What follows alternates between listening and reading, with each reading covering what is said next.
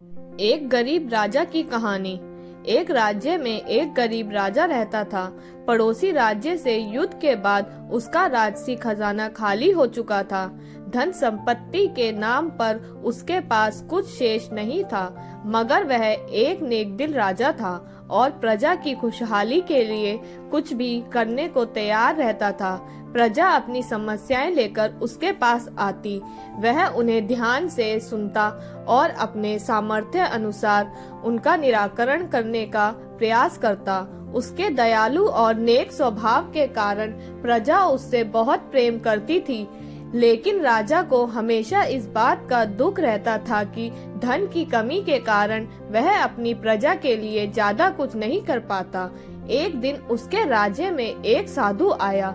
लंबी यात्रा के कारण वह भूख प्यास से बेहाल हो चुका था और रास्ते के किनारे निडार होकर बैठा हुआ था।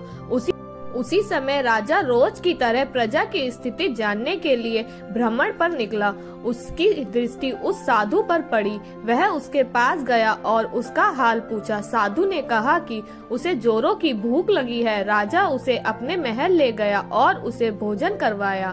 साधु राजा के दयालु स्वभाव से बहुत प्रसन्न हुआ और उसका धन्यवाद देकर पूछा, महाराज आप इतने दुखी क्यों दिखाई पड़ते हैं? राजा ने उसे बताया कि वह अपनी प्रजा की खुशहाली के लिए बहुत कुछ करना चाहता है, किंतु उसके पास धन नहीं है, इसलिए वह दुखी रहता है। साधु ने उसे समझाते हुए कहा, महाराज आपके पास दयालुता और नेक नियत का सबसे बड़ा धन है, जो आप अपनी प्रजा में बांटते हैं। आपके पास जो है उसके साथ ही प्रजा की भलाई और उनकी समस्याओं के निराकरण के लिए सब कुछ करते हैं। आपकी यह भावना आपको सबसे धनवान बनाती है, इसलिए आपकी प्रजा कमियों के बाद भी आपके राज्य में सदा प्रसन्न और खुशहाल रहती है। साधु के इन शब्दों का राजा पर गहरा असर हुआ।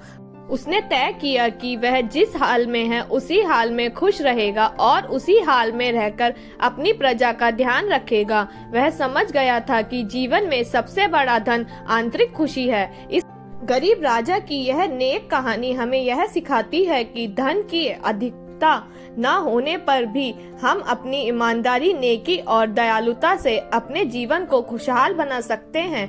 अगर आपको यह कहानी अच्छी लगी तो please like, share and subscribe the channel.